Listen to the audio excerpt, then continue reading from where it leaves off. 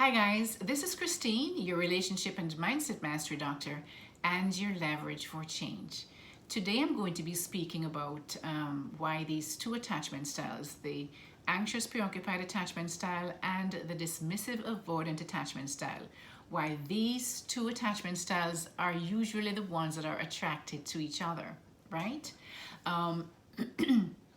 Aside from the fact that these attachment styles are going to be the ones that's going to be on the market, as you call it, in the dating pool more often because they are not very good at maintaining relationships or staying in relationships or healthy relationships per se. There are other reasons why they seem to attract each other. And at the root of this, guys, is because they're looking for a person with something that they are missing. So they're looking to the other person to fulfill something in themselves that they themselves are missing. There's a lack. There's a need that need to be fulfilled in that person, and so each partner is looking for someone with that kind of a need. There's also another reason, guys. When these two attachment styles are in partner or are in relationship with a secure attachment style, they at first they look at the secure. They see someone with a secure attachment style as being very boring, because these two attachment styles have grown up in homes where relationships were very were traumatic in many different ways. When I say traumatic, it doesn't have to be terrible trauma like abuse or anything like that. It doesn't have to be like that, but they were not secure. Some of them were always feeling that they're going to be abandoned. Some were abandoned basically even if they were they were still being taken care of physically but not emotionally in the case of the dismissive avoidant, right? And with the anxious preoccupied person, it was more inconsistent type of caregiving that they received. So they always felt that they were always in fear of being abandoned. And so when they get into a relationship with a secure attachment style, they look at this person as being very boring because they're so stable and they're not used to stability. So then they go looking for something that's like that. It creates some kind of a tension, and it creates some kind of there's always this kind of a push and pull. That is how they understand love as being. That's how they grew up with it being. They never could depend on the person to be there for sure. And so they now relive their childhood experiences in these their adult relationships, in terms of looking for people who is going to create some kind of excitement. They see instability as excitement and stability as boring. So sometimes you'll see you're wondering, why is it that this person is not with this person? That is a so stable person, a wonderful person. They don't abuse them. They're with them. They can depend on them, and yet they're not used to it. Both partners, they're not used to it, and so they will more seek out someone else who has this sense of who's going to usually trigger their trauma. That's basically what it is. They're going to trigger their trauma wounds. All right, and so this is why most of the times these two attachment styles are always in relationship with each other, and usually they're the ones also to not be able to maintain long, healthy relationships. Now, these individuals, these two attachment styles will stay in relationships. They can have long-term relationships, but it's going to be at a cost of one or the other party. For example, I know individuals who they never go out with their partners.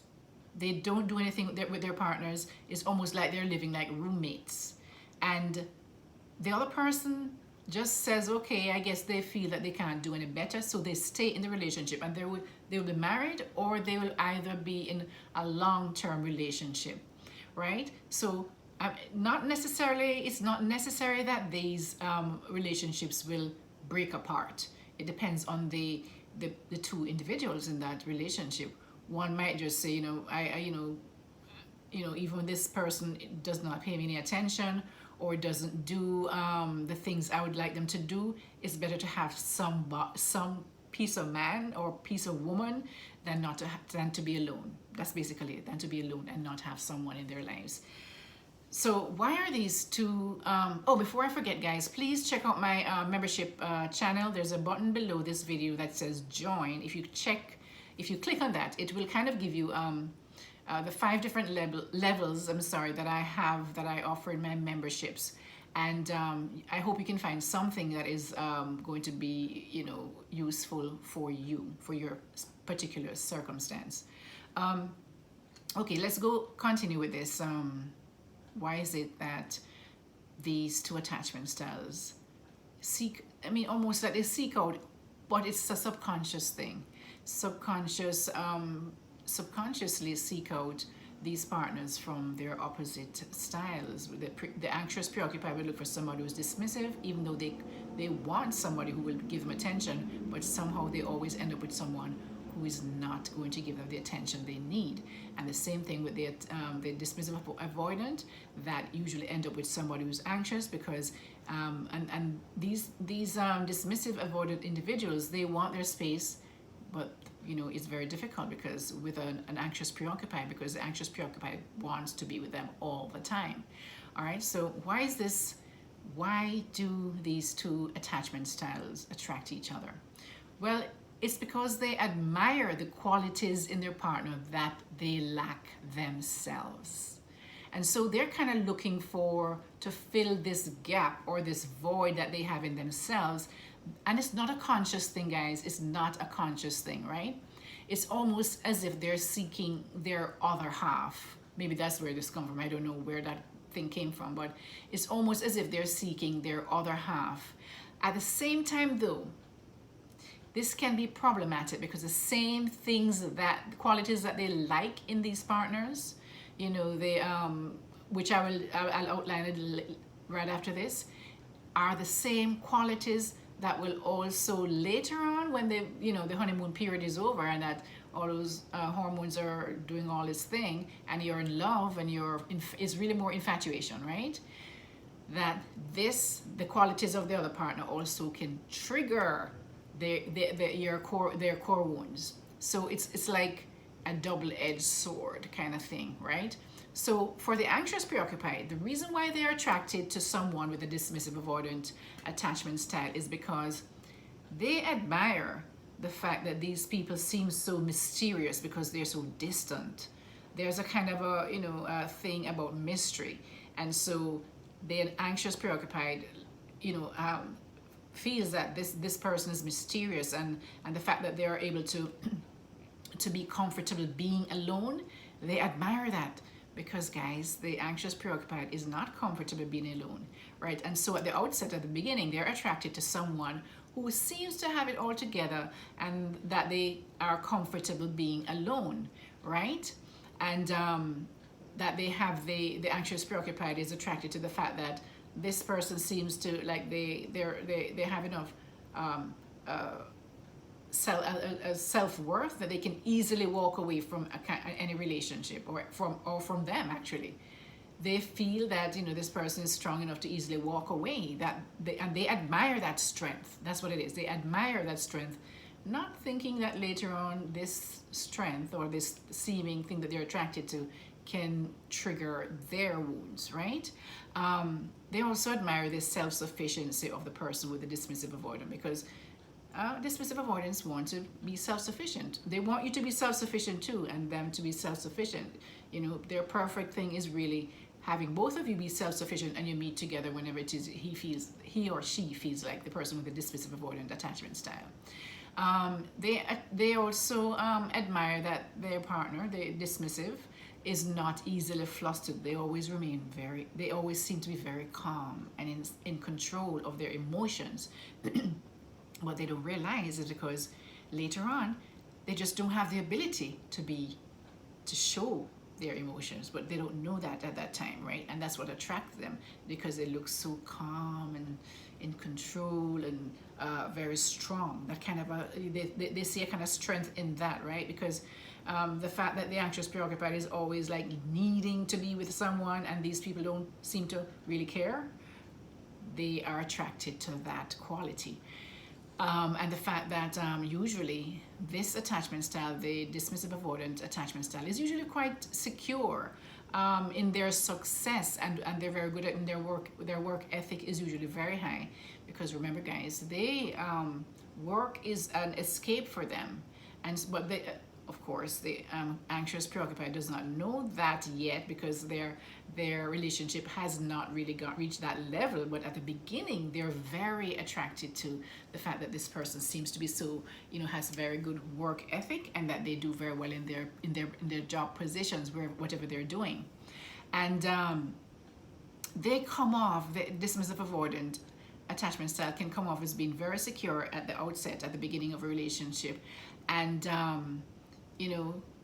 as I mentioned earlier, this distance, the fact that there's always a kind of a wall, a kind of a secretive aspect to them, makes them look the mysterious kind of thing. God knows why, but anyway, it's one of those things that attract the anxious preoccupied individual. Now, for the dismissive avoidant attachment style, what they're attracted to in the anxious preoccupied person is the fact that they're always so light and fun. They're easily, they will show their emotions easily. They kind of wear their emotions on their sleeve, and they're very expressive, and that is what the dismissive avoidant attachment style individual lacks. They lack it. So they love to see that in their partner. They're attracted to that because they don't have that in themselves, right? Also, the anxious preoccupied person also will expose them to the side of the fact that they're able to inhabit their emotions, right? Whereas the dismissive avoidant attachment style cannot tolerate any kind of emotional depth. And so, but as I say, it's the beginning of the relationship, and this is how they see the person with the anxious preoccupied attachment style as being so easy to communicate their emotions, so they're attracted to the fact that they can do that, and they know they cannot do that. But it's just very weird how these same characteristics that these two sides are attracted to become the same character traits that will break up the relationship, because then later on the dismissive avoidant person cannot take all those intense feelings and emotions and all of that kind of stuff, and then those are the same things that now trigger each other's core wounds, their characteristics, the characteristics of each attachment style. And so the dismissive avoidant is also attracted to the anxious preoccupied because they are fun to be around, right? They love to explore and to try new things, and to they're connected to their feelings. They'll cry and laugh and express all the feelings that the dismissive avoidant attachment style cannot express, because they just don't have that capacity within themselves. They keep everything inside and not able to really just show that side of them. So these are the things, guys, why it is that these two attachment styles usually end up attracting each other, because they're looking for those different qualities in their partner that they lack, right? And so they're attracted to each other because of those qualities. But as I say, later on, those same qualities that attracted them to their partner become the same one that causes problems in the relationship later on. So therefore, the lesson to learn from this is that you can't look for someone else to fulfill your needs or to fill a gap in you. You should learn and grow and fill that gap yourself, so that when you go and seek a partner out, you are whole, they're whole, and you come together to create a wonderful, healthy relationship. All right, guys, I hope you learned something from this. Please remember to like and share my videos. When you like it, apparently it does something with the algorithm that more people can see it. So I would really appreciate if you like my video. Just hit that little hand that turned up like that, I think, right? Like my video, and also subscribe to my channel so that as soon as I put up any new videos that you will be alerted to it. And also I try to do one video every single day, guys, just to keep you informed and to keep you growing. This is Christine, your relationship and mindset master doctor and your leverage for change. Until next time, take care of yourself.